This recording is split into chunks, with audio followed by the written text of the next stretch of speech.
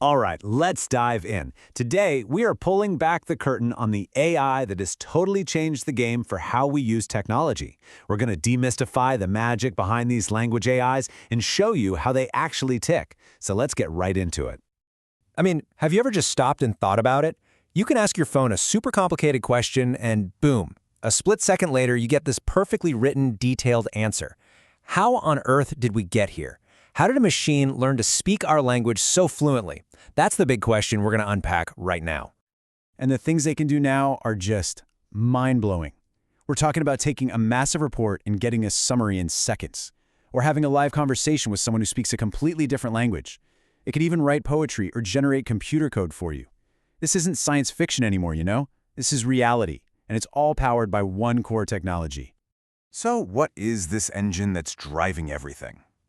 Well, it all comes down to something called a language model, or more specifically, a large language model. You've probably seen the acronym LLM. So let's pop the hood and see what's really going on. Okay, so what is an LLM? At its core, it's a type of AI that has been trained on a truly ridiculous amount of text. I mean, think about vast chunks of the internet, millions of books, articles, all of it. And by sifting through all that data, it starts to learn the patterns, the grammar, the context, and even some reasoning that's baked into how we humans communicate. But here's the deal, and it's a really important one. On one hand, these models have superpowers. They're incredibly flexible and can handle tons of different tasks. But on the other hand, they have a serious kryptonite. They can hallucinate, which is a fancy way of saying they can just make stuff up and state it with complete confidence. And because they learn from us, they can inherit all of our biases. They're incredibly powerful for sure, but they are far from perfect. So, if the LLM is the car, what's the engine? Well, that would be something called the transformer architecture. This was the massive technological leap that made all of modern AI possible. And understanding it, even just the basic idea, is super important. So, what's the secret sauce inside the transformer? It's a brilliant idea called the attention mechanism. See, older AI models had a terrible memory. They'd forget the beginning of a long sentence by the time they got to the end. Attention completely fixes that. The best way to think about it is like a super smart highlighter. It instantly zeroes in on the most important words in a sentence to understand the real context, no matter how far apart those words are. It's a total game changer. Making these models so useful is kind of like a two-step process. First up is pre-training. This is where the AI basically gets sent to the world's biggest library to read everything and just figure out how language works. Then comes instruction tuning.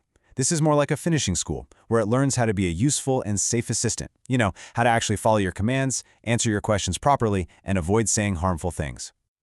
Okay, this is where things get really practical. That transformer engine we talked about, it's not a one-size-fits-all kind of thing.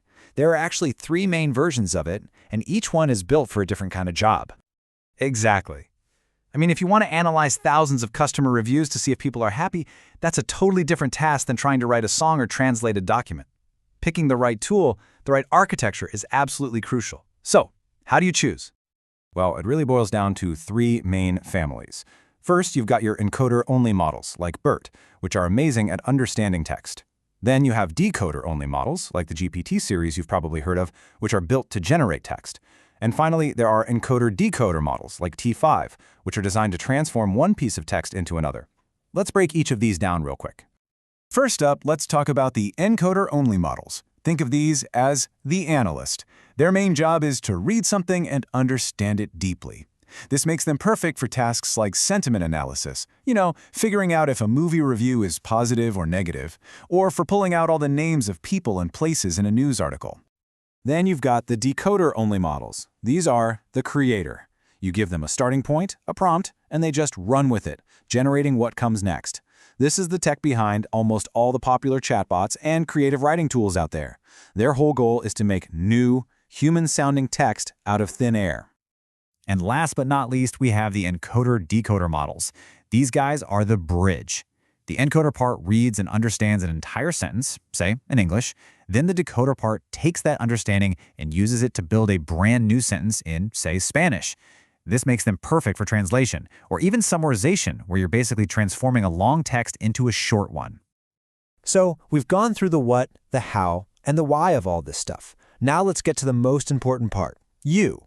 How can you actually start playing with this incredible technology yourself?